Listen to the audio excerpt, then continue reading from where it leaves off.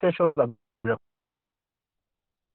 yes, and the call being on and such made available videos able to move out it is cool with from different parts of the world, and we may be human or them to all uh, at where we are hosting this. So without so much, I'd like to thank you very much.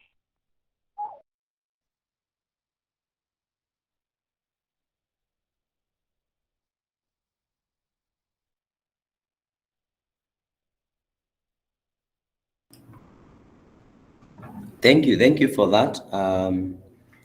Are you able to hear me, guys? Yes, we are able to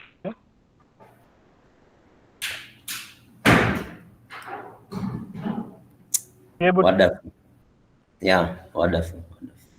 So, okay, again, thank you, guys. Thank you, Jonas and team, for the privilege and honor to share the skills and also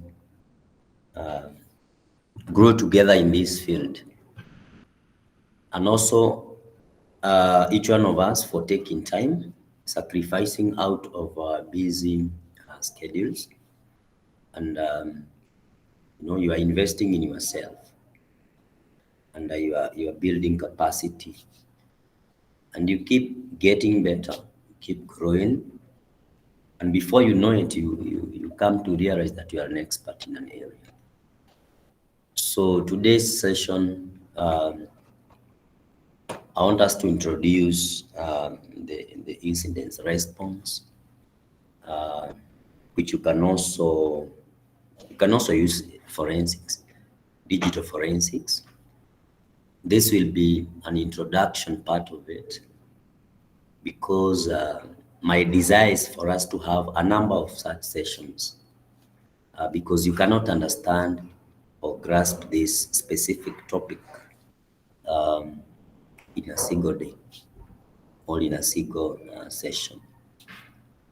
Also, the intention is to, in the next 5 to 10 years, I usually like to project, timelines. So in the next 5 to 10 years, we need to have more credible forensics incident response team who are equally very well equipped for the jobs and for assisting the customers. And as we move along, as many organizations adopt digital transformation, as they move to the cloud, now we are getting into blockchain, we are getting into metaverse, and criminals are not sleeping, so they are innovating actually faster. They're innovating faster than even the other side is innovating, and criminals will always be there.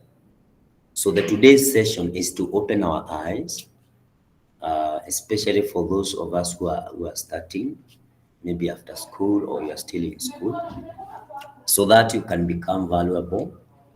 You can also learn how to specialize in this specific area, and you can be valuable in the industry.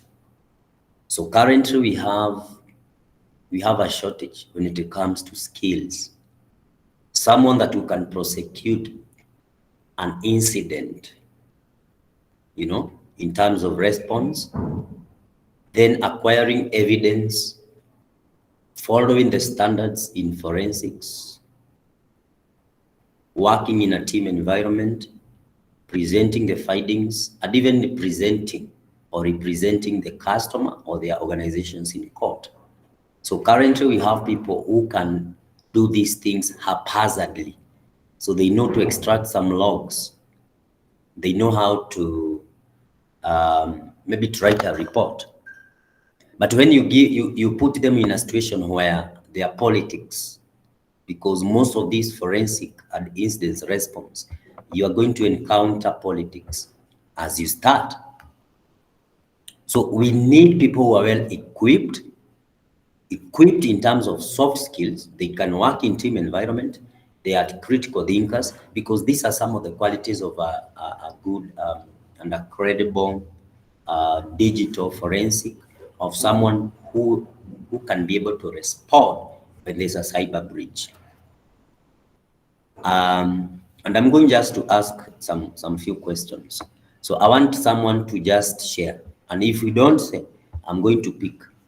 So what would you think is the difference audit, between audit, let's say ICT audit or systems audit, and digital forensics? Who can just try?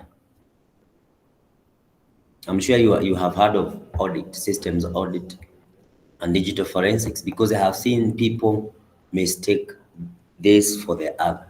So who can maybe try?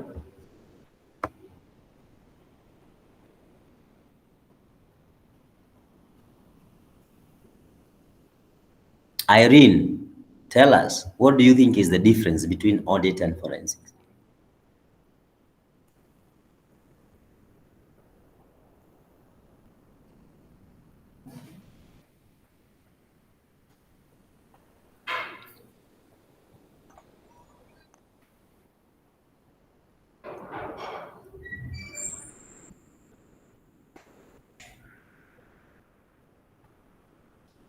Are you there?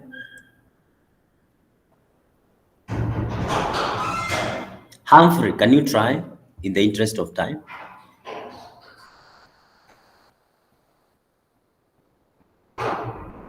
And you don't have to think so much. You don't have to have read, to have studied, so that you know. Just say what you think. Humphrey, if at all you are here, what do you think is the difference between audit and forensics?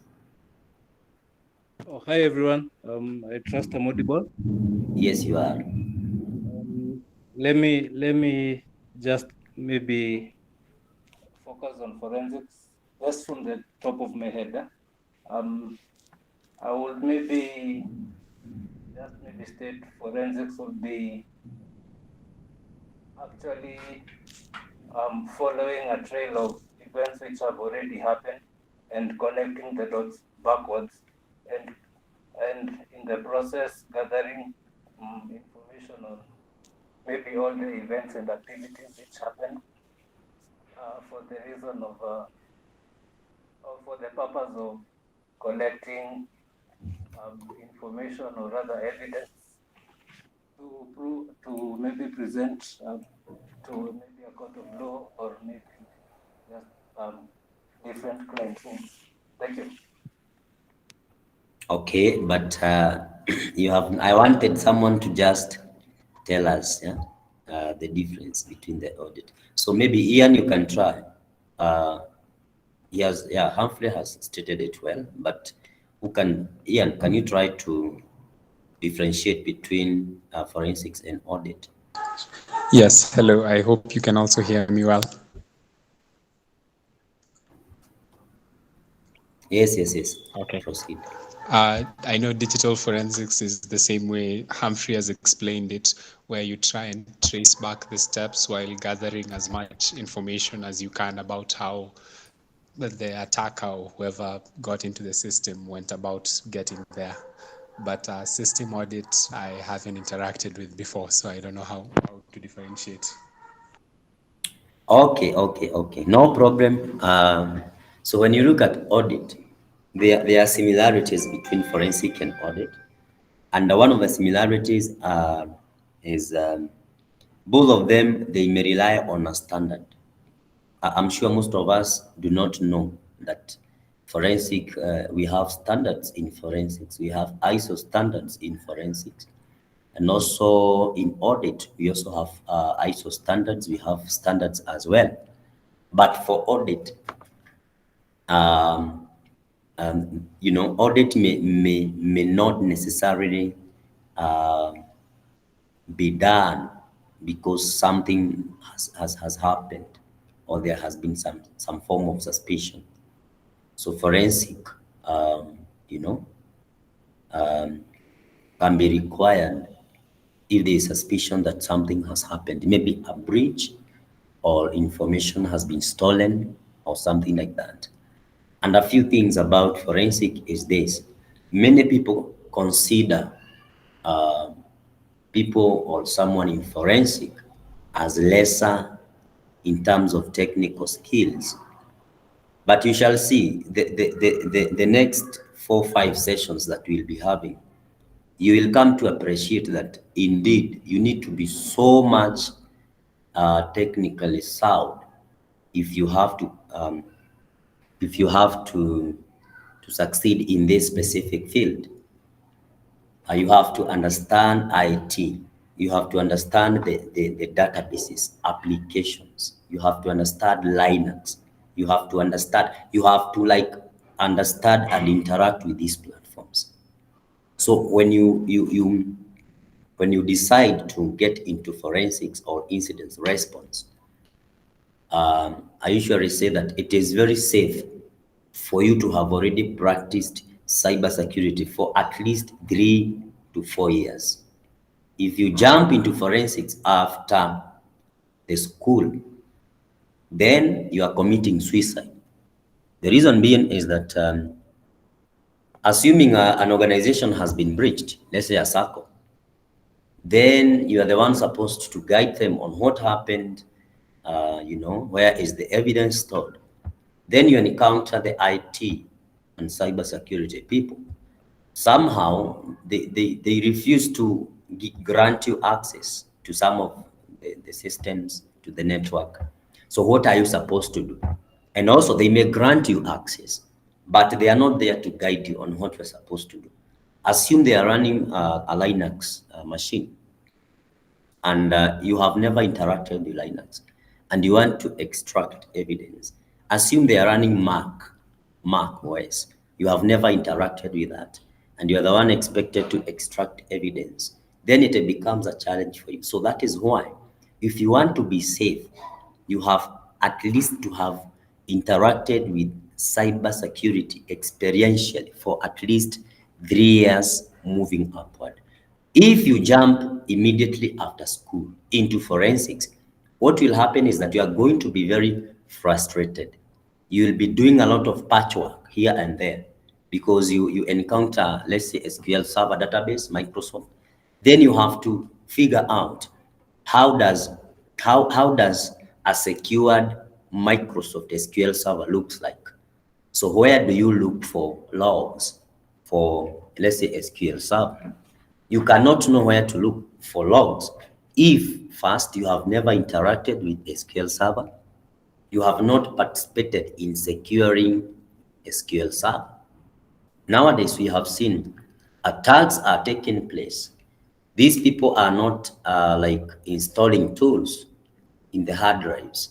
They are just shipping tools directly into the memory, leaving off the lab, utilizing the tools which are already in operating system, something like a PowerShell. If you have never interacted with the PowerShell, how do you expect to extract evidence in an attack where the attacker has not copied any files in the hard drive? So they have just shipped some tools, and they have also utilized or taken advantage of whatever tools are available within the operating system. And currently, we are actually shifting more to threat hunting because you will find out that most of the antiviruses, the IDS, they are not able to, to capture most of these attacks as they happen in real time. But now when you come to threat hunting, where you have to deploy things, technology like indicators of attacks, you have to understand the lateral movements in a network environment. You are not sure which computer or which server was, attacked. How do you identify the patient zero? This is the first machine that was breached. Maybe they came in through the network. How did they do it?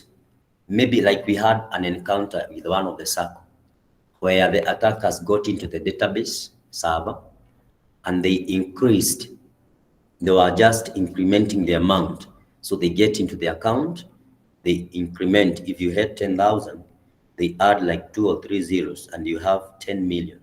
Then they get into the database, within the database, and they change the settings where they can remove restrictions in terms of amount that you're supposed to withdraw. From there, they have their integrations with the SWIFT systems, the SWIFT for money transfer, and they transfer money out. So if you are called upon to assist an organization like a circle in such a scenario, where do you start? You know, do you start with a server? You are not even sure what happened. Do you start with the network? Maybe you start with the network, but do these people store any logs? Maybe within the firewall. Do they even have a firewall in the first place? Then second, you know where, this is the server that I'm going to focus on, but do you know where you are going to actually look at? Where are the logs stored within that server? You find out the server has been breached, but how? If it is a SQL server, how do you extract information, the deleted information? So that is where you need the skills for threat hunting. So we are not, you are not the usual or the common digital forensic expert just sitting down. We are now, you have now to acquire skills to hunt for threats. You cannot hunt for threats if you are not familiar on how these threats work. So you must be familiar with how does a worm work, a network worm, a command and control, the beacons. How does a command and control communicate within a network? Even forget about that. How does a network work? Network where we have the 7-way side layer model.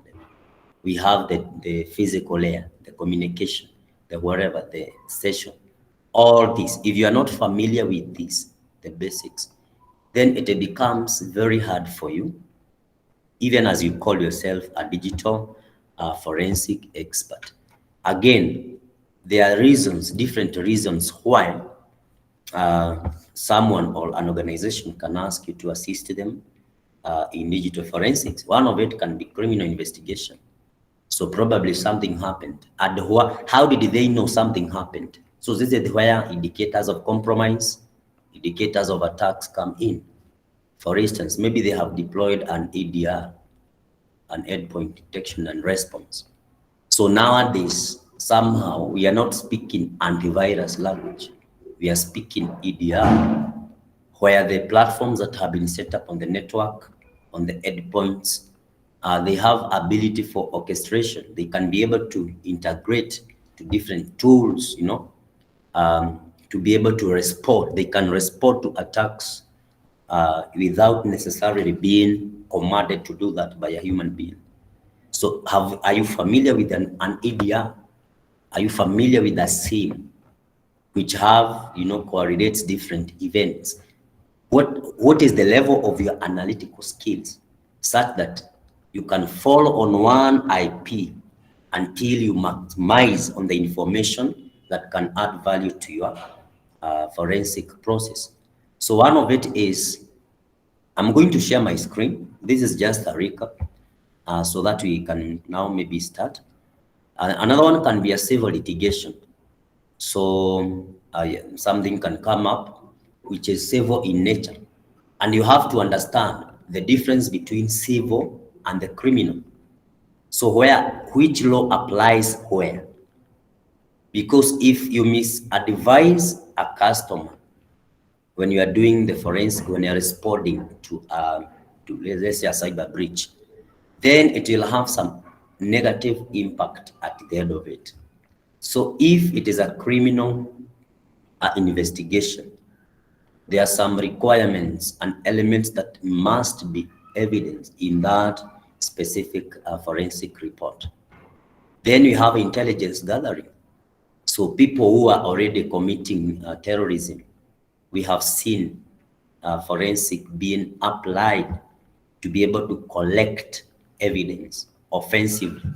So sometimes they hack into the network where we suspect that these people are operating from. You collect, you implant some beacons, some systems, some services, just to be able to collect as much information as possible.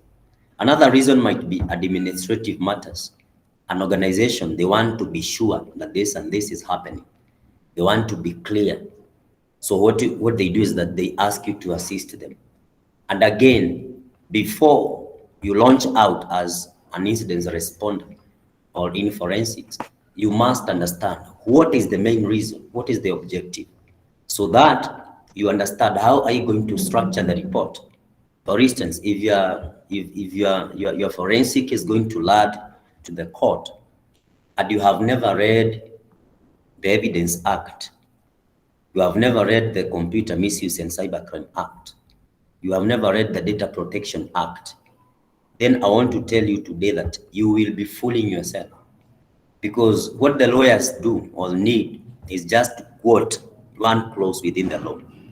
Like now, do you know that according to the Computer Misuse and Cybercrime Act, if you are a provider and you are hacked, and out of that hacking, your customer is hacked, do you know that that provider is liable to 50 million?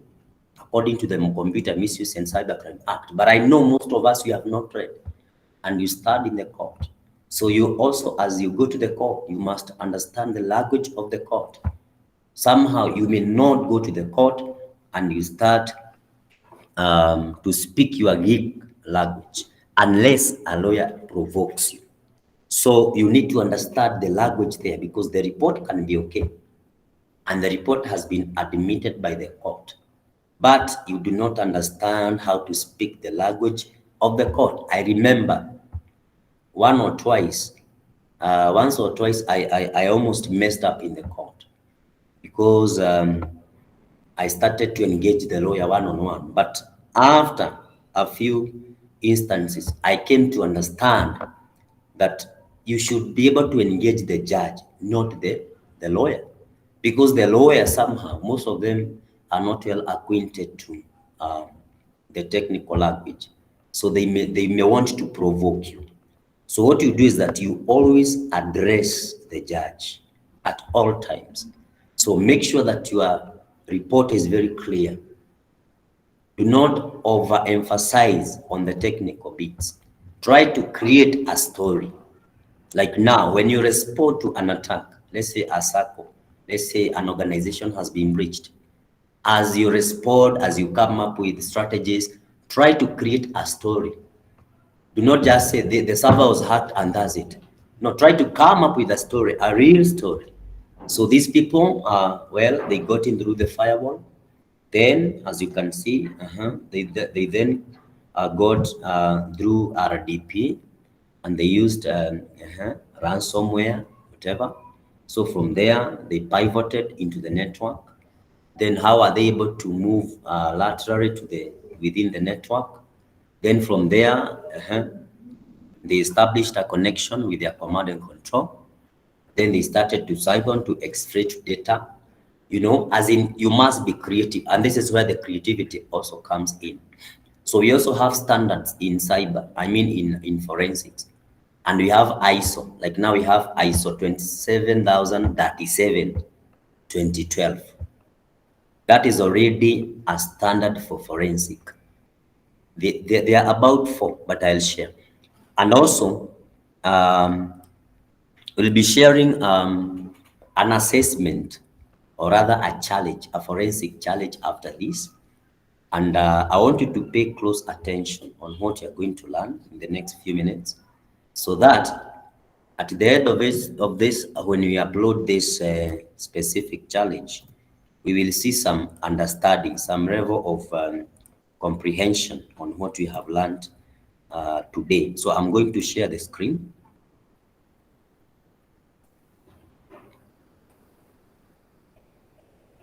And just have an open heart. We are here to learn. So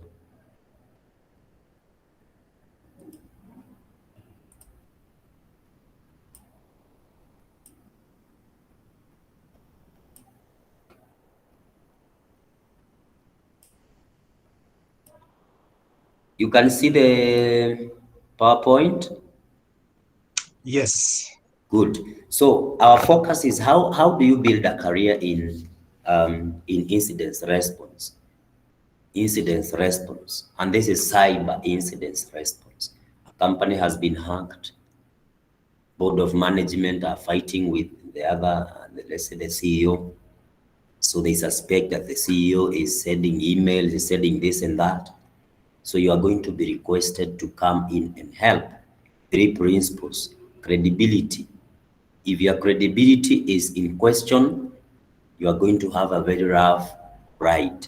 Second, trustworthiness. Can you be trusted? Can your information, can your results, can your evidence be trusted? Can it be questioned in a court of law? Then integrity. So have you ever been engaged in any criminal activity? If you have ever, it is better that you start to clean up, because these things will come up in the next few years. So imagine being contracted by IBC to defend them, that they were not hacked, they were hacked. Then some people are also hired to go and dig on your information.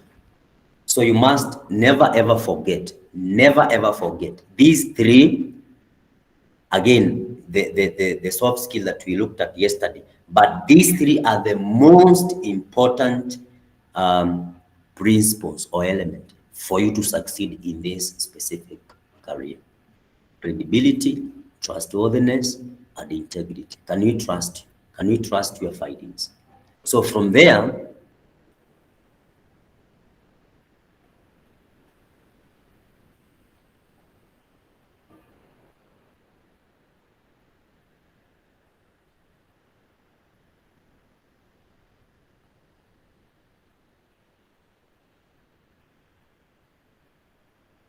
so I think it is somehow hanging. Let me just restart it.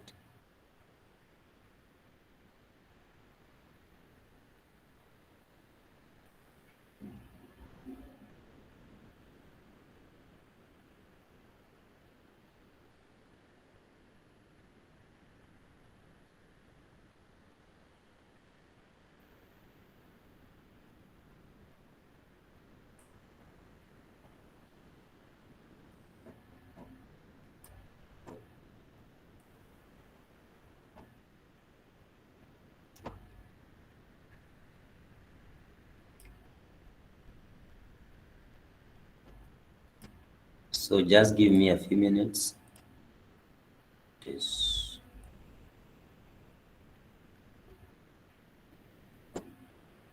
Can you see anything on the screen? Because on my side, I cannot see anything. Not at the moment. You can't see the PowerPoint? No, there's not. Yes, now it's loaded. Okay. Problem is that it is hanging and I cannot see the page. Just a minute. Let me see. Just a minute.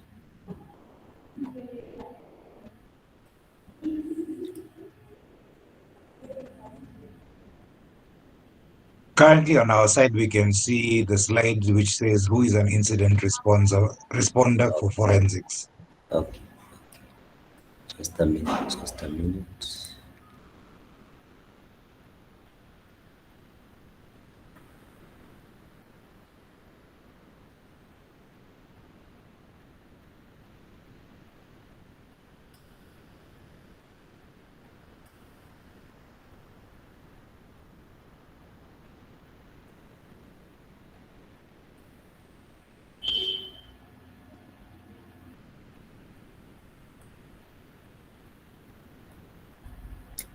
Can you see this Word document? Yes. Okay, let me just focus on this for a minute. This is the assignment that will be there. So the scenario is you are on deck to investigate a high-profile hack of a celebrity. Your client provided 2 screenshots of pop-up messages, message boxes he saw on his system. So the system, there were 2, like the way after a machine is breached by a ransomware. There are those screenshots that comes, after which he noticed several vital files were deleted from his system. A junior analyst from your team accessed the user's system directly and used FTK image to take a memory capture, as well as create a custom content image. Use profile, Hive, links files. Unfortunately, the analyst saved the data directly to the user's desktop before transferring to an external drive.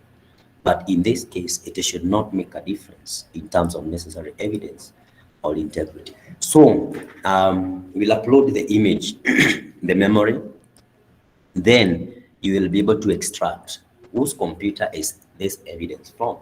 And it is a memory. So you have to understand which tools, which methodologies are you going to use to extract information from this specific memory. What IP addresses. So this is where you need to understand about the networks. What is the exact name of the payload? So you cannot understand payload and the language of payloads if you have never interacted with payload in cybersecurity. So what is the first time the user logged into their mails? What is the mail subject? What insult does the other individual use in his response? So you will be able to access this, and this will now graduate us into the next session that will be happening next week, if the time allows. Let me also now try to share the screen.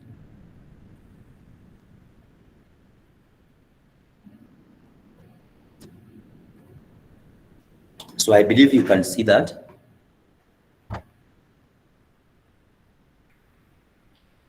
Can you see that? Yes, we can.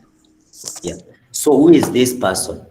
So this is a person who is considered as a cyber firefighter. So you are the one firefighting. So you must have a good relationship with the IT, the cybersecurity.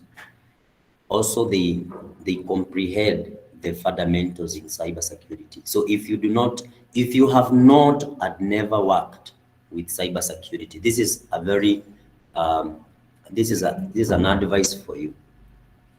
Just forget about it, because you are going to embarrass yourself.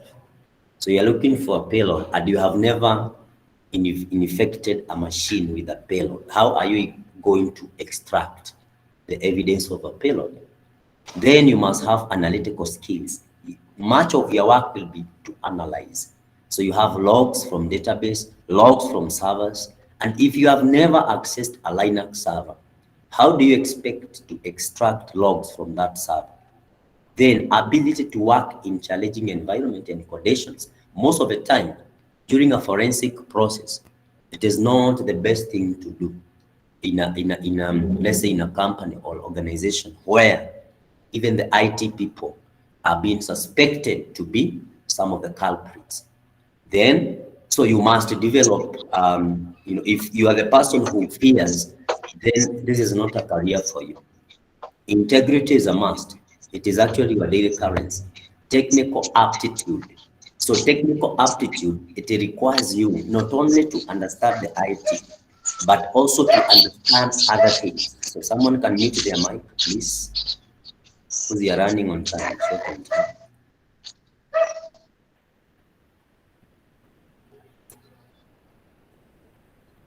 Admin, you can mute the person. So attention to details. So you must be very keen when you are conducting a forensic process. Attention to details. Attention to details. An understanding of the law and criminal investigation. How many of us have interacted with the Evidence Act? How many of us have ever seen the certificate required by the Evidence Act, which you are supposed to sign if you are the one already conducting the forensic? You must also understand the industry standards, the NIST, the ISO, the WASP, because at times you need to interface. You can do a report, but they ask you which standard guided you. On what basis have you provided the report? So make sure that you understand this. So what is your responsibility most of the time? You will be able to lead a team and present your findings in the court. We said yesterday, if you cannot lead yourself, don't expect to lead others. So sometimes you are the one leading the forensic process in an organization. and you have a team behind you. You have some cyber people, you have IT people, you have legal, you have accountants, you have contact people there. So you must first understand how to lead. You cannot lead if you have not led yourself. Then you learn to master tools, different techniques, different procedures, you know, so that they can help you when you are hunting. In your process of hunting, don't just rely on tools only. You can have a tool, but you have different ways and techniques of using that tools. How about procedures? Because you have TTPs when you're extracting most of this evidence. The file systems, we have different file systems. We have NTFS. Have you ever interacted with FAT32? Have you ever interacted with the FAT? Forget even FAT32, FAT file system. Have we ever interacted with extension 2, extension 3, extension 4? How about the cloud? How does cloud, package their file systems? We are now speaking of cloud, where the disk SSD, when you delete something, it is gone. How do you do? What do you do about it? How about blockchain? People are committing crime and fraud through blockchain. You are called upon so that you are relevant at this point in time. These are techniques that you need to actually learn. Then another of your responsibility is to detect and hunt unknown live dormant malwares on Windows, on Linux. Just be prepared, because in that journey of let's say assessment and responding to these attacks, you may encounter a Linux, you may encounter Unix, let's say in a banking environment, but you have never interacted with Unix. So which tool can you use in a Unix environment? And there are some basics that even before you touch that server, that you need to understand in forensic as a science. One of it is never ever work on a primary evidence. Sometimes you may be forced to collect evidence in live scenarios. When you are doing threat hunting, you rely on indicators of compromise, indicators of attacks. Sometimes when you are relying on indicators of attack, you have to collect the evidence in a live environment. How do you do that without compromising the integrity of the evidence? Sometimes you don't have ability to image the primary evidence. How do you sustain the trustworthiness of your evidence? So another one can be detection of anti-forensics and adversary hiding techniques. So we have so much anti-forensics currently. So someone delete, then they wipe out using a command. How do you assist customers in such environments? And also, how do you know how to track data movement? So maybe there is already exfiltration of data from the network. How, if you are given access to the firewall, can you be able to pick a few logs that indicates there is an outgoing connection, incoming connection to the network? How about lateral movements within the network? Do you know of cyber kill chain? Not just theoretically as information, but also experientially. Cyber kill chain, from the point someone do some reconnaissance, can you be able to confirm that there was reconnaissance? Are there any commands? When you look at such a command, you understand this was reconnaissance that the person was already doing. So from there, they opened a shell. Do you even know how a shell looks like? Where does a shell dump maybe the logs within the victim?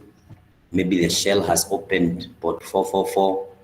There are reverse callbacks to the command and control. How can you differentiate? Maybe you are looking at an IP traffic. How can you be able to know if there is another traffic that is piggybacking on that original connection? As we have seen most of the time. Do you know how to use ping 3, ping whatever, to be able to get more information on a specific packet? How about if you encounter an IDS? Have you interacted with an IDS that you can be able to analyze the output from the IDS? And also identifying and tracking attackers' action across an entire network. So you have to know how to find the initial exploitation. Where did it happen?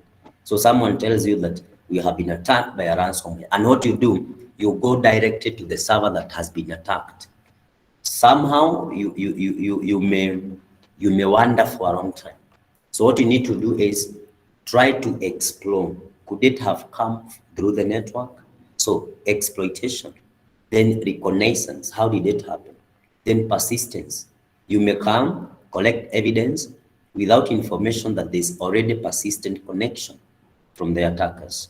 They did a backdoor. Do you know any backdoor? Any open source backdoor? How does backdoor operate in the first place? So these are some of the critical elements that you need to know. Also credential dumping.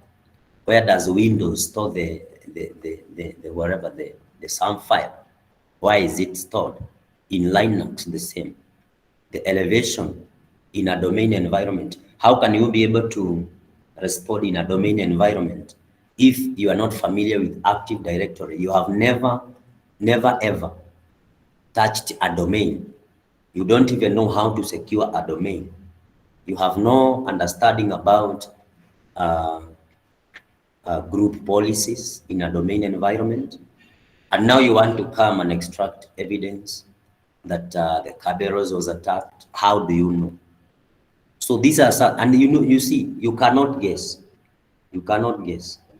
Forensic is very scientific. So you use scientific methods also to extract the same evidence. And remember, you may be extracting something, and the one who is supposed to be the suspect, they are more knowledgeable than you.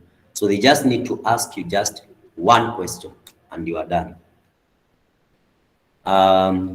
These are some of the processes, some of the mistakes, some of the pros, cons that you can find yourself into when you are called upon to assist. So never ever forget about this. For instance, the investigation can take long, such that the results that you are going to present to the court or to the customer, they become irrelevant. So somehow they wanted to use your results or your report to make a decision.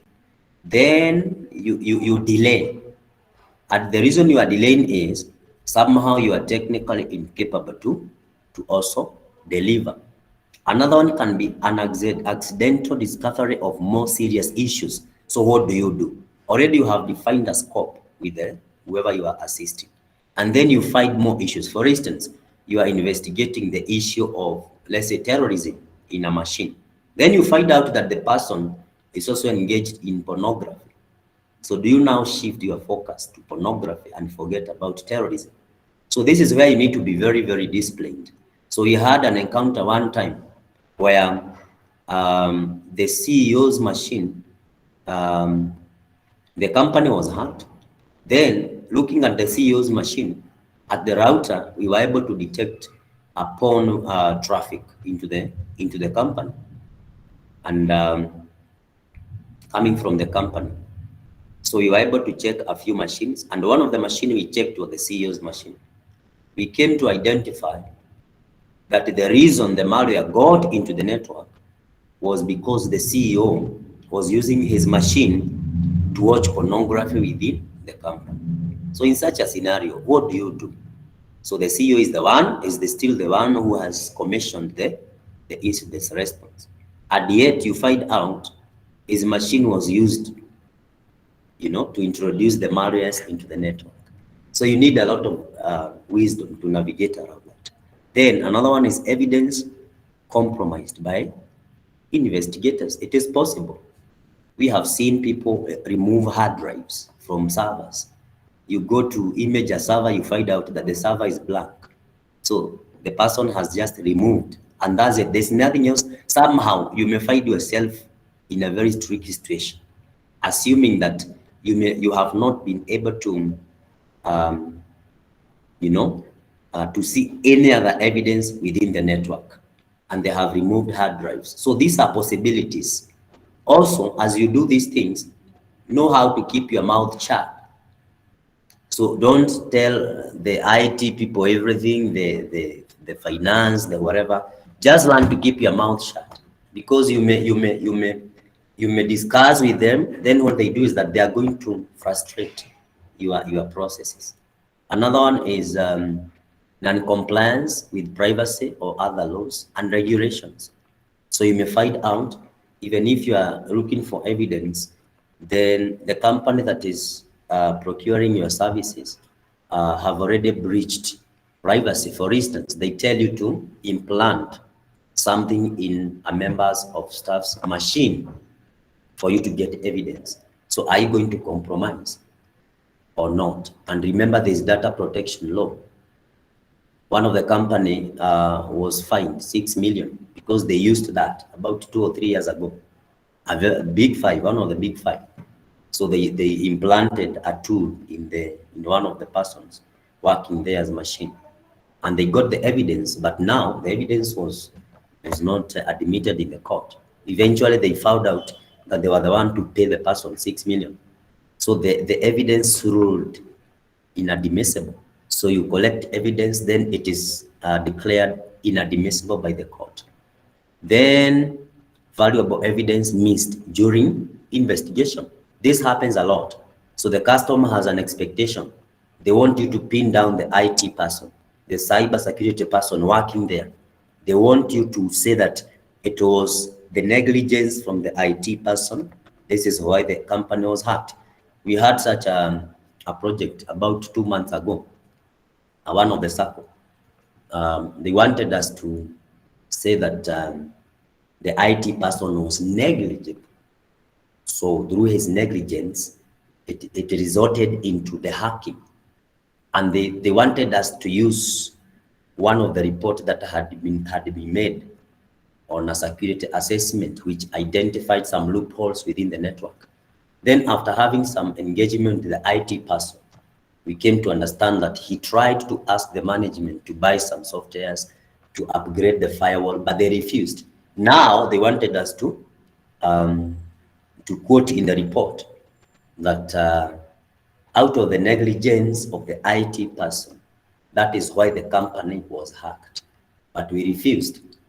After refusing, the company refused to pay. Then we told them, stay with your money. And then for us, we retain our integrity and our trustworthiness, because there's no way, it is not good for you to compromise. So can you be able to do such a thing? So these are the things that you are going to encounter in the field. It is not it's a very good career, but it is a very tough career. It's very tough. Money is there, but it is very tough. It's very tough. Some other times you can access evidence illegally. You go to the court is interested in your process, not on the authenticity of your evidence.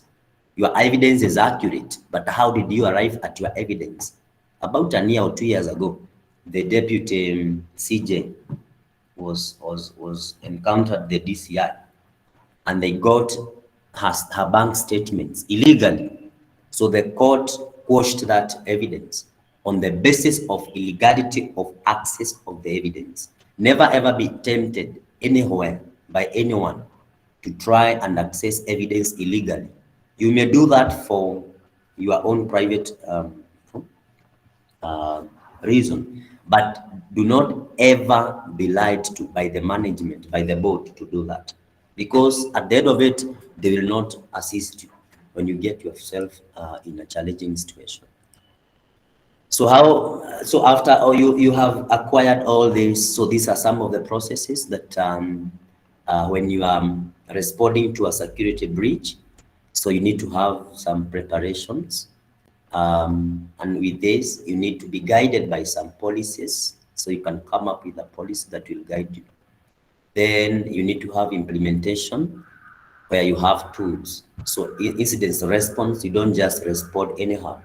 You can create your own lab, and you're going to do that in the next subsequent sessions. We'll have a lab that you can now be using to conduct your own you know, private affairs, your own projects and all that. Then you have to understand the assessment and triage. So this is what will guide you to determine when something happened, you know, and what actually happened. And again, let me share this. Never ever tell the customer that you will show him who hacked them. Never ever at any time, even if they tell you that they are paying you 10 million, never ever tell the customer, oh, we are going to do analysis, we are going to respond to this attack, and we are going to give you a report, and we will show you who hacked you. Never ever do that in your lifetime. Never ever. Even if angels come to help you in the process, never ever do that. I have found myself in a very tricky situation. After I said, oh, we are going to show you who hacked you. Never ever. Tell them that you are going to add value into the process, period. Don't commit yourself that you are going to tell them who hacked them. Never. Even if you want them to give you the business, don't do that. Don't do that. Never ever forget.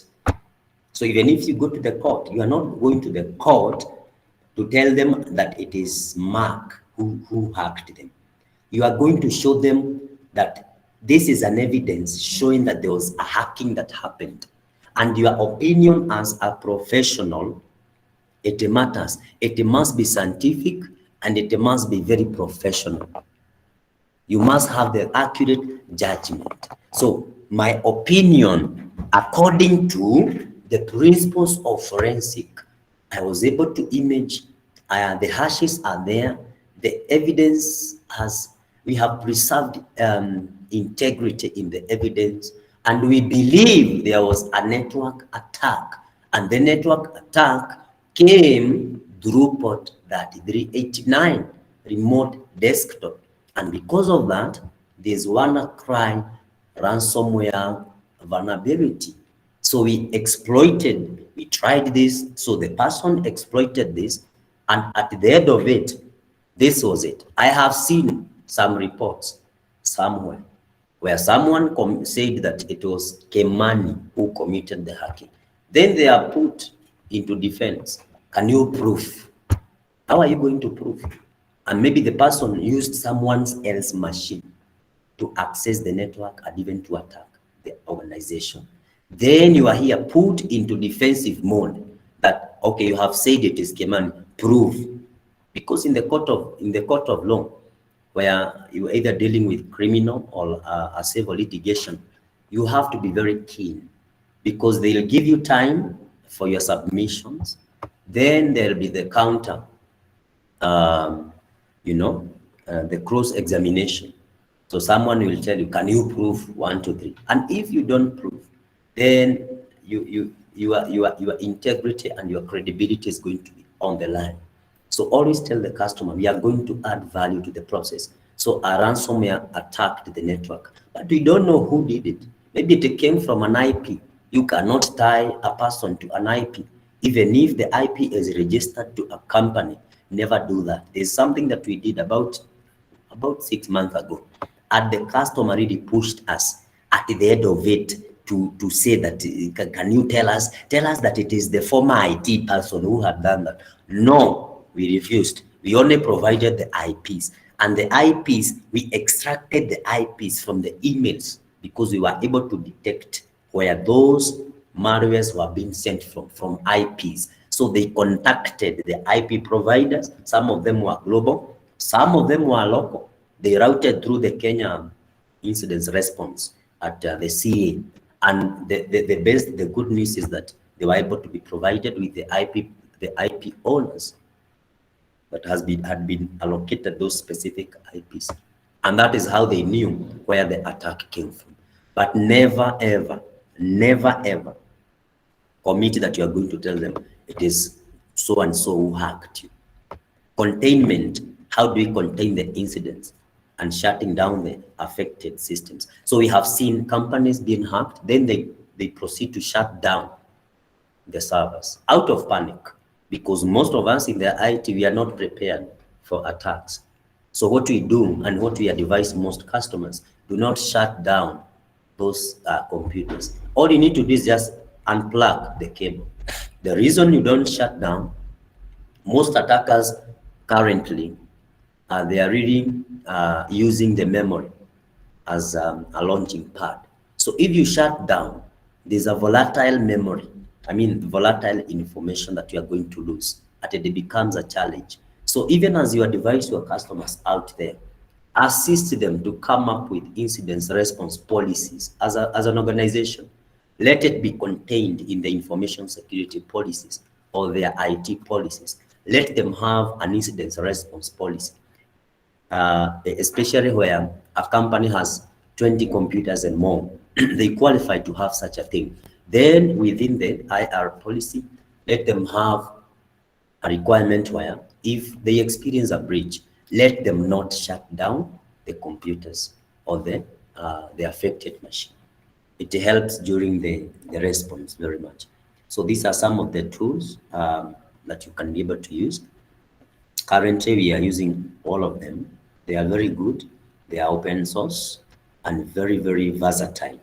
GRR, rapid response, very good. Volatility is one of the best in terms of memory. Hive project and the Sift by the Suns. You can check them out. I will share the links. You can be able to check them out. And if you need guidance on how to set them up, all you need is just acquire a cloud, $10, do Linux, then just set the tools up. Start, practicing on them. And we are going to use GRR and the Hive for our subsequent labs. So another thing that you need to understand, even as you understand the forensic and incident response, you need to understand what is indicators of compromise. You will encounter this a lot of times. What are indicators of attack? So indicators of compromise. This is where you rely a lot on artifacts or some information or some events. So something has happened, an attack has happened, and that's it. So you now come to collect the artifacts, the evidence in form of files, form of URLs that you can be able to see, some of IP addresses. But when you come to indicators of attack, this is something that is happening in real time, and you can be able to set this up. You can assist your customers to set up either indicators of attack or indicators of compromise. We are going to have some challenges on this in our subsequent lab. And just to zoom on the indicator of attack, this is where you have, if you see any host in a computer within a network with non-standard ports, something like, let's say, 50,000 port open. So for you to know that, you have to do some scanning, a bit of network scanning. If you do not understand some basics in cybersecurity, you cannot do that. So again, if you just jump from university, from college into practicing forensics, then it is going to be very hard for you. Then public servers, if you see any communication from DMZ into internal host, and it is not yet well documented, that might show that maybe the DMZ has already been breached. Some traffic that is not documented, that cannot be accounted for, that can already be an indicator of attack. Also, some off-hour malware detection. So off-hour is when people are not in the office. You see a lot of traffic moving in and out of the network. Actually, that is one of the strategies that Safaricom have been using, especially for SACCOs. So there are so much withdrawals, on Saturdays and Sundays. So they see that's actually an indicator of attack, and they stop the pay bill or the number they have allocated the SACCO. Multiple logins from different regions, internal host using SMTP. Maybe your servers, your computers have already been hijacked as relay for internal communication and spreading of spams. Some internal host making a lot of external DNS queries out there. So I'm sharing this so that when you get into a field, immediately, there are some things that you should be able to start looking at. Try to do some scanning, some port scanning on specific servers. If you see that, okay, port 4,000 is open. What service is running on that specific server? But again, if you do not know how to map ports to services, how are you going to know? Again, go back to the basics. Go back to the basics of network so that you do not go to the site, to a production site, then you are learning about port numbers. You have never encountered port numbers. You have never interacted with port numbers. It becomes a challenge for you. And what will happen is that your credibility will be on the line. So there are things that you must understand before you attempt to assist the customer. And of course, there are different available trainings. You can do self-training. I think this is the best because you challenge yourself. But again, go back to the IT. Go back. Do you know virtualization? Go back and study virtualization. Start from there, VirtualBox. So nowadays we have seen virtual platforms being breached. How are you going to assist someone to respond to an incident where their Hyper-V has been breached? You have never ever interacted with Hyper-V. How are you going to extract evidence? We will have a lab for that. We will have a lab for that. Even if it's 2 people who set up the lab and we continue to the end for the next 4 or 5 sessions, I'm okay with that. Because I want in the next 5 to 10 years, we want to see people who understand what they are doing. You can do a course with EC Council, Incidents Handlers, and GIAC is very good. You can also do a SAT, US SAT. They have a very good course. You can partake a degree. I think Male University, they have Jaramogi, I think. Then I think they have very good cyber security and forensic. And the best thing is that they package it as one course, cyber security and forensics. Although I'm not sure on the relevance of these courses, in terms of our challenges locally. If the course, when you come out, it adds value to you and you can be valuable in the industry, then you can partake a course at Udemy. I have done so many courses at Udemy. You can take advantage of their offers. Sometimes they offer a course at $20, and at the end of it, they may give you a certification. Although certification is not your main key thing. Coursera also, they have very good courses in incident response. Also, there are so many challenges online. All you just need to do is to have the passion and the desire to learn. But again, I repeat, do not just jump directly into forensic. There will be so many gaps. When you interact in the court, we will identify those gaps.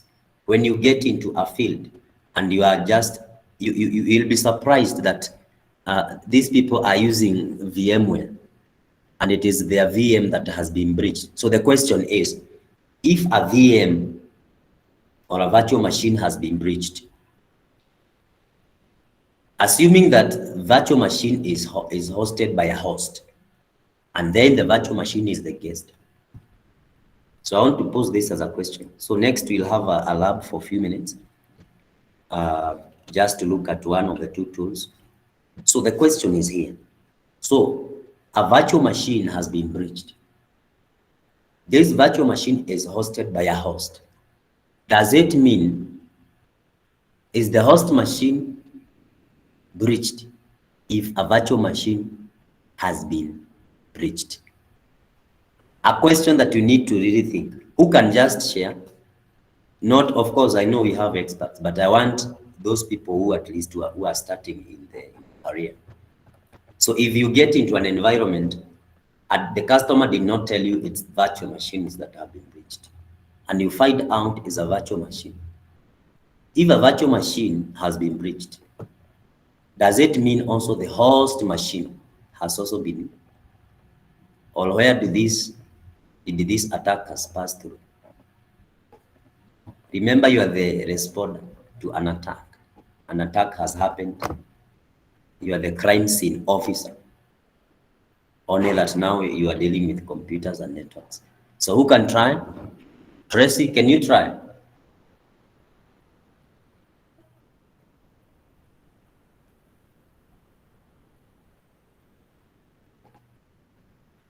Tracy, are you there? Don't fear. Even if you don't know, don't fear.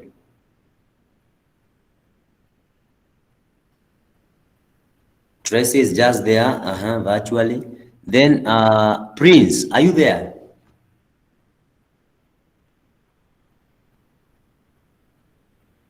Prince has answered in the chat.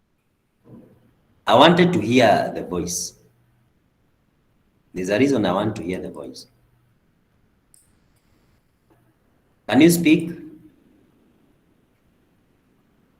Let me Because try. the chat, yes, can you speak without using a very technical language? Because some people don't know what is pivot. So, Let me try. oh, Humphrey, okay, proceed because of time. Okay. If a virtual machine gets compromised, attackers can actually gain access also to the actual hypervisor, or what is known as a hypervisor takeover. That is, if the environment is not well configured or vulnerable to such attacks. Wonderful. A very key element there. If the configuration is not right. So it is possible that someone can breach a virtual machine. Then they also end up compromising the host machine. Also, another one, is it possible to compromise a host machine, but the virtual machine remains safe and secure? So Shadrach, try that, please.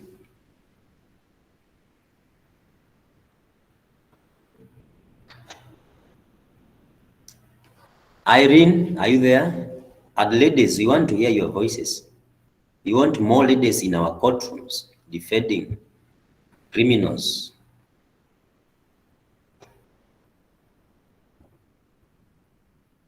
Irene, are you there? Yes, I'm here. Yes, what is your view?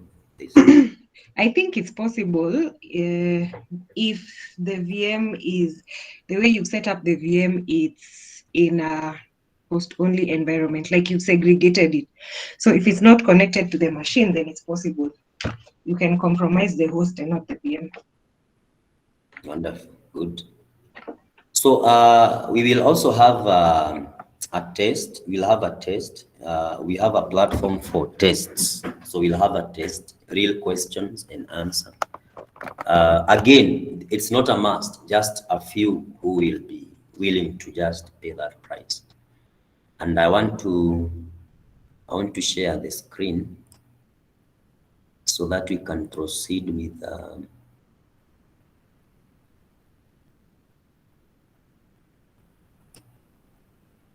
again, if you have a question, just, you can just share if you have a question.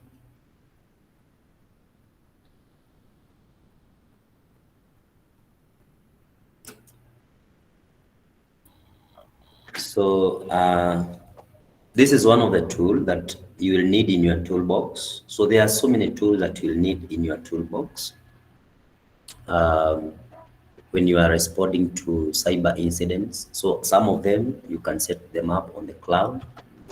Others, you just install. And this is a very key tool. And when you study in the court of law, they can ask you, is the tool licensed? But this version is for imaging. Somehow you may not need a license. So that is one thing also you need to understand. When you study in the court of law, what are the questions that they ask? So also you may present in a corporate environment and they ask you these such questions. So you also need to be familiar with the different tools and techniques and procedures that we have shared. You also need to understand where you are conducting or where you are responding to an attack. Do they have an IT policy? What does the IT policy indicate? We have seen a scenario where the management want you to implicate the users. We got to a situation sometimes last year where the IT department, the entire IT department of about 10 members of staff was fired after a hacking happened. So when we got into the site, they told us they have fired the entire department because they were negligent. But we asked them, because you have to reason at times, we asked them, do you have the IT policy? Do you have information security policy? So have you ever taken time to train these IT people on incidents, on hacking, on how to secure the organization? Well, is there evidence that such a training happened? No. Do you have an incident response plan or policy anywhere? No. So we had a reason, a major reason, a strong reason to plead with the management to bring these guys back to the organization on the basis of they have never been trained. So on the same, you need to advise the organizations out there to also equip their IT people such that when an attack happens, the IT people or the users will not say, we have never been trained. And maybe they are the one who clicked on a link and the malware got into the network. So these are very practical things away from what we read online. So the first thing that you do, after you do the initial assessment, the strategy, the plans, maybe you have identified the patient zero. This is the machine that was that the attackers got into, so that they can get into other machines. So that is what Prince is calling a pivot. So you need to know, you must image the evidence in that specific machine. And one of the tools that you can use is the FTK imager. There are others which are terminal based, but we are here to try and simplify these processes for you. You can use it to analyze some evidence. You can attach an evidence that you already have. Also, you can mount an image that you have acquired from another machine. And one of the key elements you need to understand in forensics as you respond to incidents is the lock-and exchange principle. So you must understand what is it. I will not share what is it, but that will be an assignment for each one of us who are ready to learn. What does it state? So that is something that you need to understand all the time. Also, maintaining integrity of the evidence is very important. So if the network was breached, maybe you have used Wireshark to collect some pickup files. Then from that, you have used another tool to analyze the pickup file. Then you can see there indication that an attack happened. It came from this IP, then from this, from that. So it is good to always document all this. So you want to create an image, you want to capture a memory so that you analyze the memory. So during the next session, our today also assignment is that you are going to capture memory of your machine. So you will download this FTK imager. It is free. When you go to the FTK website, download this. There's also a portable one where you don't need to install. So if you are acquiring evidence from a machine, remember the last thing that you want to do is to install anything. And assuming you don't have write blocking, which blocks when you are doing the imaging process, it is important to understand that. So you are going to capture your memory. Next time, we will use another platform to try and analyze that memory. So you'll be sharing your screen as I also share. So even if it's just one person, we are prepared because it's more of a sacrifice. So create an image. So you can create an image from a physical drive, also a logical drive. Maybe you want to zoom your focus on D, on E, on F, an image file. So you want to zoom your focus on an image, a specific image. then contents of a folder. Maybe there is a malware, there is an evidence that is contained within a specific folder. Then DVD and CDs, although nowadays you may not use them a lot. So if it is a physical drive, you just select, this is my USB flash drive. Then after that, you finish. So from here, you can be able to add, and these are some of the elements of an image. So our next session, kindly, you are going to image, you are going to dump your memory. Second, if you have a flash drive, at least 10 GB, you are going to create an image the way I'm doing here. So you have to verify the image after it has been created. Also, you can pre-calculate, you can create directory listing, but not a must. So you add here. So what type of an image are we going to capture? So raw, one advantage is that is the cross compatibility with other platforms. So Smart the same, E01 the same, NCASE, AFF. But if we use the raw, we are sure that this image can be mounted on any other platform, forensic platform and forensic analysis platform. So it is not all the time that you image. If you find out that you are responding to a network attack, what you need is to look at maybe their firewall. Has their firewall been enabled to collect some logs? Maybe they have a SIM in place, QRadar, all these specific SIM. So how does it collect logs? If they have IDS, where do they collect logs? And where do they store the logs? And for how long do they store these logs? So that you don't commit yourself, then they have already deleted the logs. So not every time that you image an evidence. So in a network attack environment, you may not need to image. Let's say a database has been breached. You may not just zoom on the database. You may image the entire server so that you can be able to look at other elements. Because if the server has been hacked and these people, they have manipulated the database, then you may look maybe at event logs within the server, within the computer, and something is going to show you, it's going to indicate, maybe there was an attempted logging into the operating system, then into the database. So you must know when do you conduct the imaging process. It is better to have an image rather than not to have one. So there was a case where the customer brought a report, and this person who conducted the incident response, they never took any image, and they implicated one of the managers in that company. And after implicating the manager went to the court. Then from there, they were to defend themselves.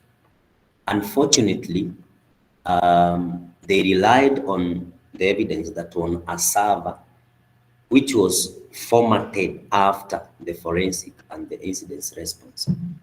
So these people, they did not have anything to defend themselves with, because they did not acquire image of the server. So they have implicated someone, then this someone has gone to the court. Then they want to defend themselves. Then they don't have any image because they already formatted the server. They formatted the server, they tried to recover, it could not be found. So always make sure that when you are called upon, do not work under any duress, do not work under any pressure. The beauty thing about digital forensics and incident response is most customers that I have seen, they do not have time to, let us talk to the management, let us talk to the board and have a budget. If a company has been hacked, they have been hacked and they want result. So if you charge them 1 million, maybe they say, give us a discount of 100,000, that's it. So, but if you want to let's say to pitch for a cybersecurity assessment, they may not treat that as a necessity. So they say at the time being, we don't have a budget. You tell them there's a law that requires you to have data protection, impact assessment. They say, okay, we are doing it. But the moment they are hacked, this is the beauty about forensics. But you don't have a shortcut. You must start from IT, from zero. From zero. Top, is it bottom up? Yeah, from bottom up, not top down. So you must start from the basic ITs, then graduate into cybersecurity, then come to the forensic. If you jump any of those processes, you'll be doing a lot of patchworks. You want to set up a live forensic tool on the cloud, but you don't even know how to run Linux commands. You cannot set up anything on the cloud. It becomes a challenge for you. So after you identify the type of image, then make sure that the details that you use here, they simplify for the next person who can be given this image to analyze. You can go to the court, and the other side they ask, can we get the image that this person used? Or, you can be working with someone else and you want to have very clear details. For instance, like here you can say, maybe it is a mobile money issue, mobile.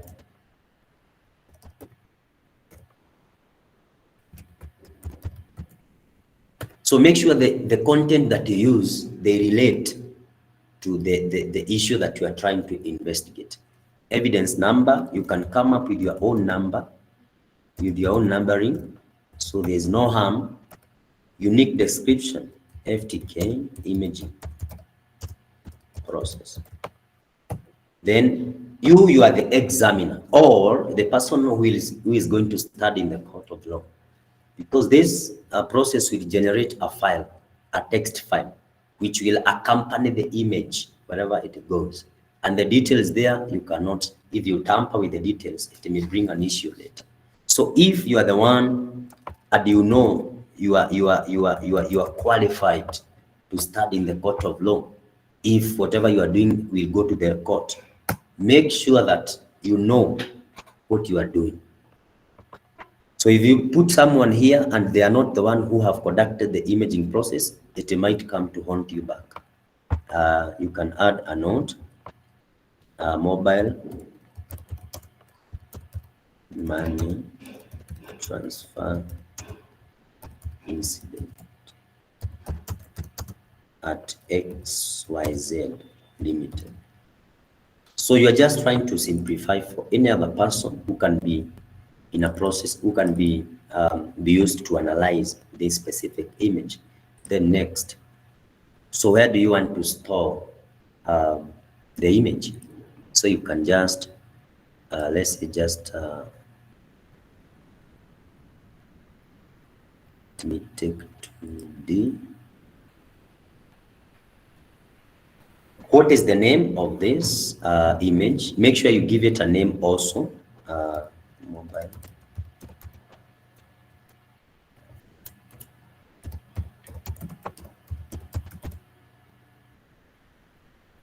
Yeah, without, don't include the extension. So another thing, when you're using this FTK, it usually fragment your image into 1.5 GB. Get this clear. If our flash drive is 15 GB, so we have, if we want one unit of the image, so we have to make sure that we have 15,000 MB, so that we do not, we avoid having 10 units of 1500 MBs. I hope that is clear, or you can put an extra here, so that we just have one unit of the image, just one single unit of the image. Then from there, you can maybe encrypt if you want to secure. And these are actually, next time we look at how to secure, these images and forensic processes as well. So we now have 16 GB of fragment. So you'll just have one fragment. And as you see here, for raw, NKs, AFF formats, 0 means do not fragment. So you can also include 0. So it is not going to fragment the images. So when you do that, you finish.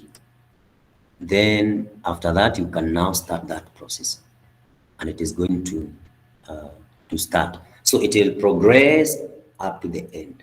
Then you will have an image. So after you have the image, you have now to know how to analyze. So there are different tools, there are different methodologies that you can use to analyze. Remember, after you have done this, you must come up with a plan. So this plan will include what you are trying to achieve, because you are not just imaging for the sake of imaging. You are imaging so that you can be able to look for a specific evidence. For instance, in a case where finances have been withdrawn from the circle's members list within the database. So what are the things or indicators that you should be looking at? So for that process to be successful, for instance, you can be looking at the deleted files. You are just looking for anything that has maybe IPs, which are foreign IPs. So you are looking for PDFs that has 1, 2, 3. You are looking maybe for Excel files. So what I'm trying to share is, do not just image for the sake of imaging. As you image, maybe you are just going to use 1% of the image. For instance, in a fraud case, land fraud case, a title deed has been let's say forged.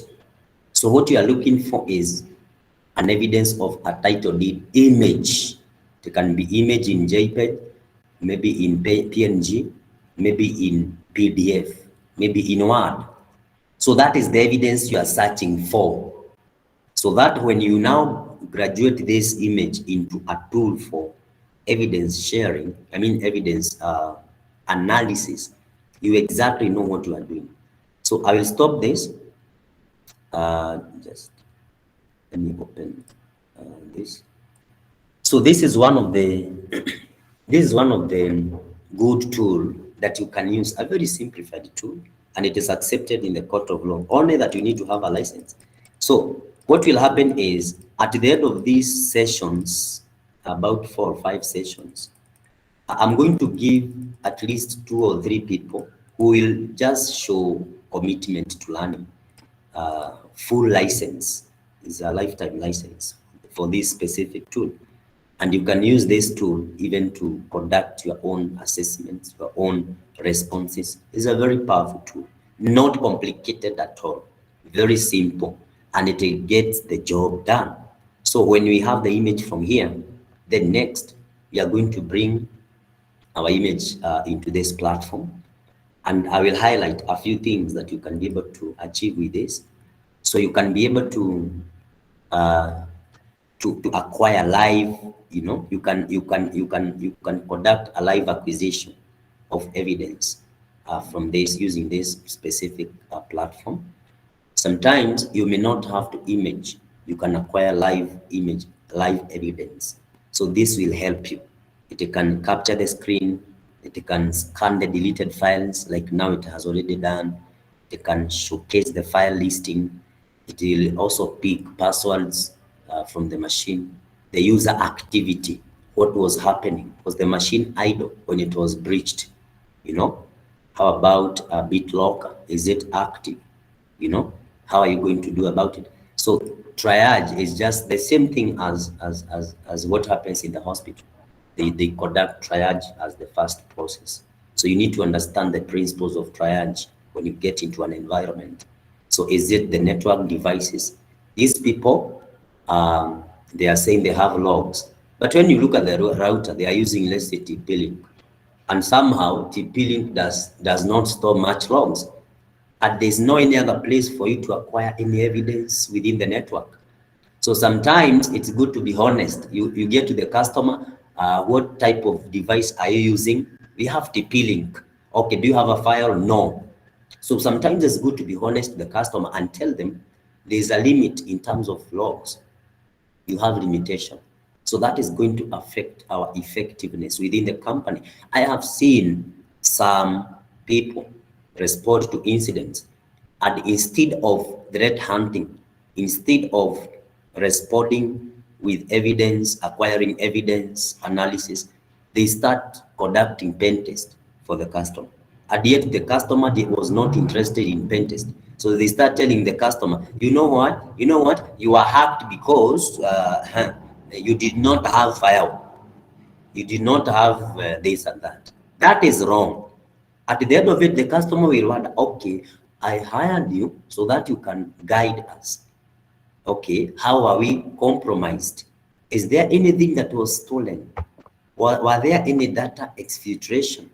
Sometimes it's good to be honest and tell them, for you to acquire this type of information, you need to have set up this, in advance. For you to have known if there are any rootkits within the network, you ought to have set up maybe ideas, and now you don't have it. So you may not expect a lot from us. You may expect us to just do this and this and this. But on top of that, we are going to help you identify any gaps that may have led to the breaching of the network or breaching of the database. Sometimes you may tell them that if you are using Oracle, it is advisable to have virtual platforms, virtual systems from Oracle. It is good to have firewalls which are independent and they secure database systems. So do not confuse the customer by providing a pen test or a cybersecurity gap analysis, whereas they are expecting you to respond to an attack and tell them what happened. So if you know you have no capacity to assist them, you will just be honest. I have never seen anyone killed because of being honest and saying that, well, okay, here we cannot be able to do. Maybe we need assistance. We need collaboration with person A, B, C. And it is also good to share. You need also to have some collaborations, some partnerships with other people so that you can call someone. You can call someone like Felix. You tell them, Felix, we have this. How does one go around this? Can you come and assist? I just decided to share that just as a by the way. So you come up with a new case, like here, we may have a new case here, then you verify, you generate report, new case, all these things, add device, you want to analyze, you can add D, whatever, in a standard mode, a physical disk, you can do that, an image file. So you have an image like what we are acquiring here, you add it here. Then we are going to analyze and perform many activities and many actions on that specific image. You can also use this for imaging as well. Here we are. And one aspect of imaging also, you have to pay keen attention to the hashing process.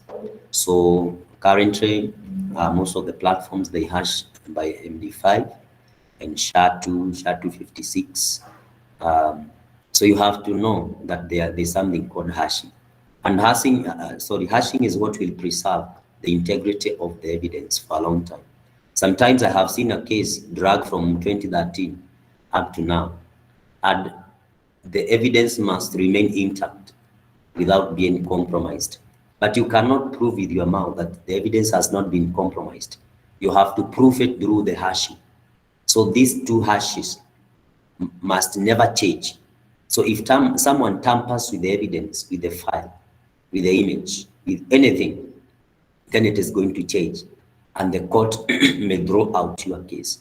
Try your level best to make your evidence admissible. How do you do that? Try to show that you are an authority in what you are doing. Do not show the court as if you are trying. System information, the memory, you can use this to check on your memory, what is running in the memory. Like now there's OpenVPN. So I can be able to look into the OpenVPN to see if there are any memory injections, if there is any other, malware. Also, malware is a part of incident response. You need to set up some platforms for testing of malwares. How do malwares operate? There's no way you can respond to a malware environment and you have never ever infected your machine or even a virtual machine with a malware. Then you observe the memory. There's a very good platform called Cocoon, Cucko. It's a very good sandbox that you can use to test different malwares, how they are opening the files, are they opening network connections, are they communicating with any other external platforms. But make sure that as you set up this, you are guided. If you are not sure, it is not a crime to seek for assistance. User activities, so I don't want to showcase there. File name search, so passwords, it will also show, of course, if you have enabled the history and all that. File name search, you can also search. Deleted, mismatch. So there's so much, and you can also check on the disk from the raw disk. You can check it, the hexas.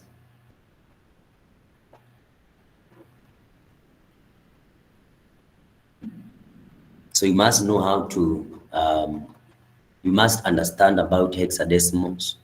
Sometimes I have seen evidence just by analyzing the hexas here. So if you don't love the low level language, it becomes the assembly, it becomes a challenge for you. But when you comprehend, you know how to analyze the hexas, it becomes an easier process for you. The registry, sometimes malwares may hide themselves, some rootkits, some backdoors.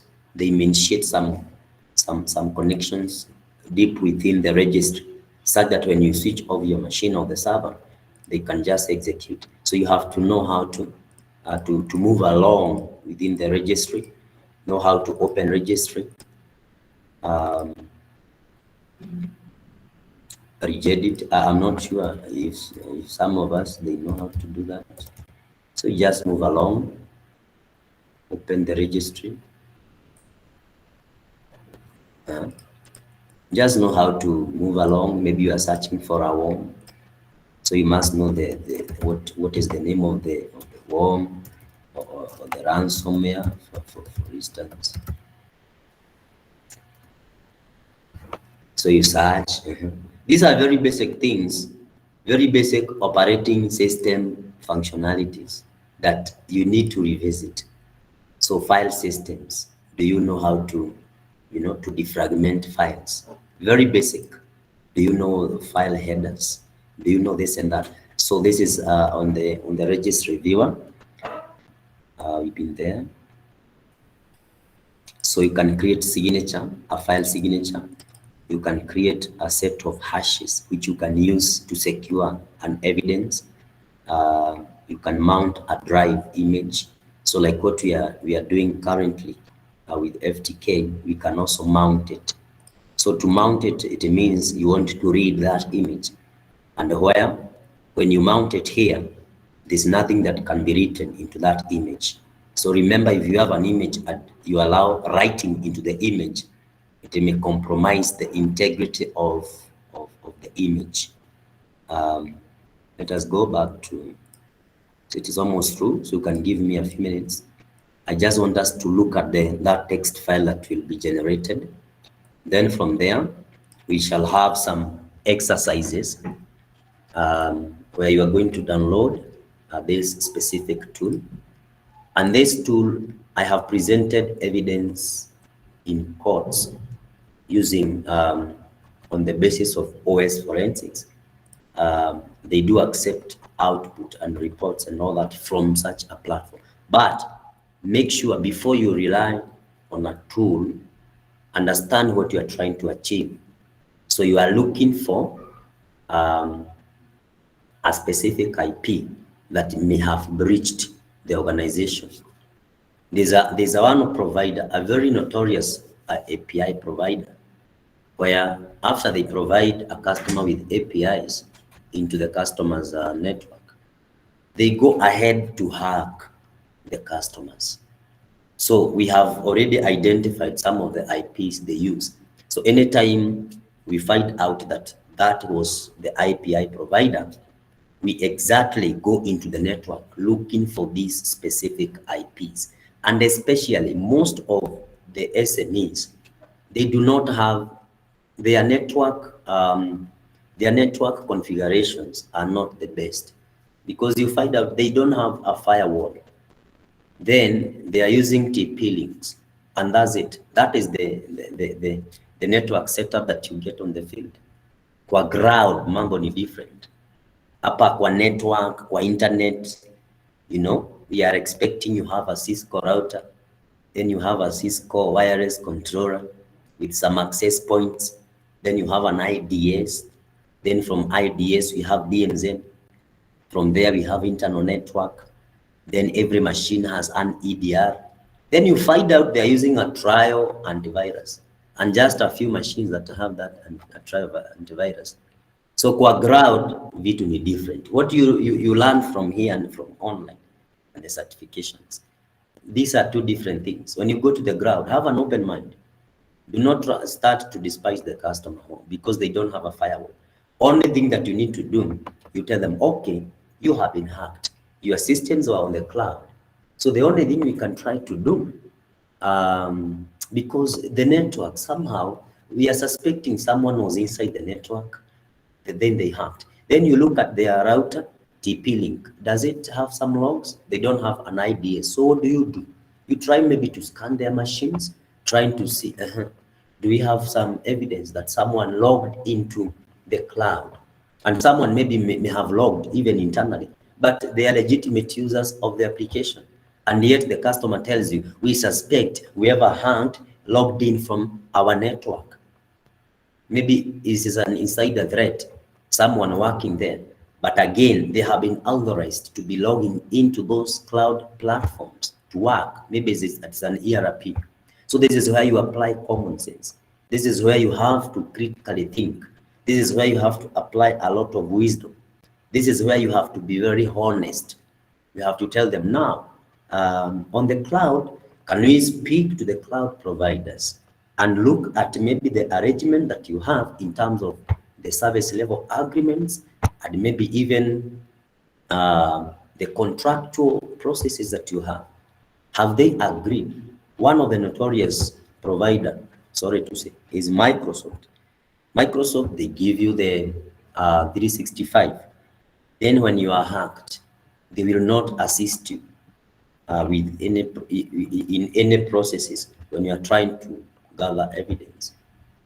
Yes, their platform, their 365 platform has ability to help you in incident response. But if you have not set it up, because it is not usually set up and fine-tuned, you may not get anything. You'll be surprised when you need assistance from them. I have seen a case where the customer needed someone from Microsoft or a representative of one of their authorized resellers to come to the court and say that Microsoft has two-factor authentication. The person refused, and yet this is the provider. So the cloud, there are implications for most of customers who are already on the cloud. So if a customer is on the cloud, so we currently have, I'm not remembering the name of that technology, but there's a way that you are able to somehow centralize communications to the cloud so that you can be able to monitor what is happening on the cloud. Some people are now using machines, applications which are already on the cloud, but we do not have a way of trying to monitor the traffic which is transiting to the cloud. Yeah. So that is, I had to share that. So we will also utilize this specific platform. So it has now finished. You can see the sector. So you have to also learn on hard drives. What are sectors in a hard drive? What are clusters in a hard drive? You have to study a hard drive on its raw format. You have to. What is the difference between a sector and a cluster? What is a head in a hard drive? So we'll have some questions on this. So you can see the computed hash MD5 and also SHA-1. We are also using SHA-5. The results have been verified as well. And no bad sectors were found. What if you conduct such an imaging, then you find bad sectors? Meaning that probably there is data hidden within those bad sectors. How do you move? How do you go around that so that you don't compromise yourself at the end of it? Someone else will come, look at your evidence and say, okay, that hard drive had bad sectors. So there may be something hidden. And again, another thing, if you are imaging, make sure that the drive that you have imaged to, where you have saved your evidence, it is clean. You have already cleaned it up. Because some of these new hard drives you acquire, they may have some prior data, like transcend, and that can bring an issue. Just a single file within a hard drive, just because you did not clean up the drive before you store the image in that drive. So you will find out all these politics in a court of law or in a corporate environment where there's a corporate investigation. Another thing, develop your investigation skills. Sometimes you may need investigation skills more than forensic skills. You may add value there. What if you find out that a signature was forged? Do you have ability to prove that the signature was not forged, that the handwriting was forged? This is part of forensics. So will you say that I'm not a handwriting expert? So this is something that personally I had to learn it the hard way, because every time I would encounter maybe an incident response, then you find out that within that project, there is also aspect of signature forging. So someone forged a signature. How can you be able to analyze a signature without using even a forensic tool? So these are some of the things that comes up. So acquire some investigative skills. If you are a person who fears death, forget about this. You'll just be doing some small projects, which is okay. But if you want to challenge yourself and launch deeper into forensics, into responding to national incidents, if you're a fearful person, forget about this. If you fear that someone will shoot you because you are working on a specific case, we have seen lawyers who work in very risky cases, but they are still alive. So the only thing that you need to do not ever compromise your credibility, do not ever compromise your integrity, and force yourself to be trustworthy. Let people feel that they can trust you. They trust your findings, they trust your evidence. Because someone can bring you money, then you compromise. The moment you compromise once, then there's already a secret that you have. These are the people that will come and try to kill you. So in forensics, I had this fear when I was starting some years ago. But now I have countered that fear by ensuring that I will never compromise in terms of integrity. I would rather walk away than the customer tell me, I will not pay because you have not implicated the IT person. And these cases are coming too much. Can you, another very big company, you'll be surprised. They say that, you see, the former IT person, what, and you put it in the report. So we start working backward. So we already know that we need to implicate the IT person. Then we work backward, trying to create evidence that does not even exist. So what you'll do is that you'll have a hard time. Then the moment you compromise your credibility, that's it. You could rather focus with small projects. Some of you guys who will be interested, we have those internships, attachments, processes, where we can tag you along when we go to present to customers, when we go to respond to some of these cases. And what will happen is that it will add more capacity into your skills. And when you add the soft skill, then you understand that you become better. So I think we are going to stop there because we heard a lot. I have to stop it there because you cannot learn the whole aspect of responding to incidents today. But I'm happy that this is the first session that we had, sacrificing our times, and this is just a start. Then I expect to do another 4 or 5 sessions Of course, those who are interested, is not a must, those who are interested. And thank you very much. I take back to our moderator. Time is really gone. Then you can wind up. Thank you very much, Fred. It was a very incisive, very insightful, and eye-opening session. Personally, I've learned so much, and I appreciate the fact that you've set aside your time to take us through what it is in the life of a forensic investigator in terms of soft skills, in terms of what kind of morality do we need to come up with so that we can become better forensic investigators. And I would like to say that I do not take this, personally, I do not take this for granted because I know you've gained so much experience over the years, just as it has come out through the examples that you've been giving out. And I believe that our audience has also been able to gain a lot of information. And personally, I say that I'm happy the fact that you mentioned that if you're afraid, if you're afraid to die, then this should not be a career that you should pursue. And I completely agree with you because trust me, when it comes to matters to do with forensics, it's a very delicate issue and a lot. And I also let me mention the fact that I appreciate the fact that you've emphasized on integrity because when it comes to matters of forensics, you may find some aspects of some evidence has been tampered with, has been modified so that it can be used to fix somebody else. And thank you very much also for bringing that up. So I know for those of us who are probably thinking about getting into forensics, they'll have something to think about and something to try and imagine whether this is the best career for them. And also, as you've mentioned, we cannot cover everything in one session, and we may have four or more sessions so that you can at least reel us into what cybersecurity world, the forensics world is. And for that, again, I say we appreciate that very much. So I know the time is very much gone, but if we have someone with a question, at least one question, it will be very adequate. Then also let me mention that Michael has shared our feedback form on the chat session. Please feel free to respond to the form.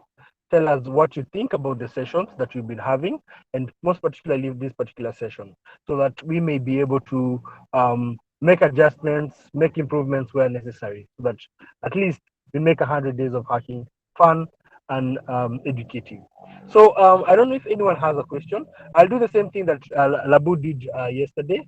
I'll count backwards from 10, so that if you have any question, please feel free to write it for the comment section if you're not able to unmute yourself.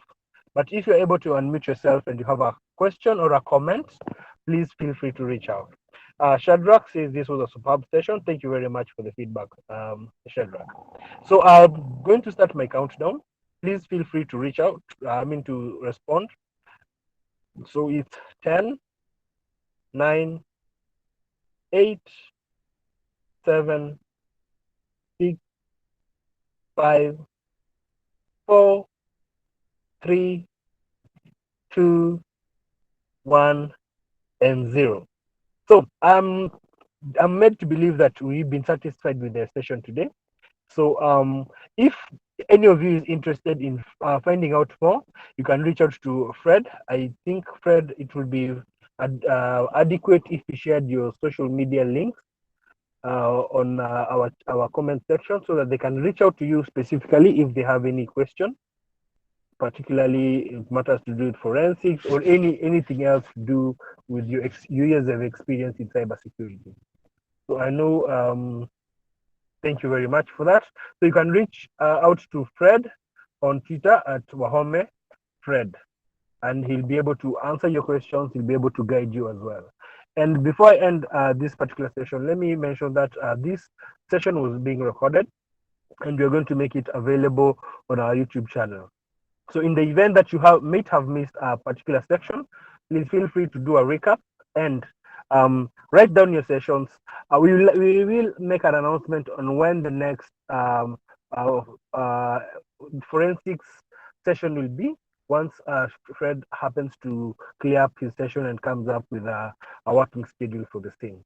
Meanwhile, I would like to thank everyone who was able to show up for this particular session, to all our coordinators, and most particularly to Fred for availing yourself tonight. And we hope that moving forward, I know we're going to get so many people interested in cyber forensics. And also, I'd also like to emphasize the fact that Kenya Cyber Security and Forensics Association is having our yearly recruitment. So if you'd like to become a member of the Kenya Cyber Security and Forensics Association, please feel free to reach out to Fredrick, who is our able vice chairperson, and he'll be able to guide you through the process for joining. And I will say it's very important that we get to join these kinds of associations, professional associations, because they not only mold ourselves, not only mold our professional scope, but they also improve our interpersonal skills and also provide an opportunity for us to enhance our careers. So without having to say so much, I would like to thank Fred very much for this particular session, and hope that you're going to for this was day 10 of 100 days of hacking. So technically we have another 90 days of 90 days of hacking to go, and we hope that Fred will be available to help us do all through that. So thank you very much, everyone, and I wish you all a blessed morning, a blessed afternoon, and a blessed evening. Good night to everyone. Bye bye. Thank you, guys. God bless you.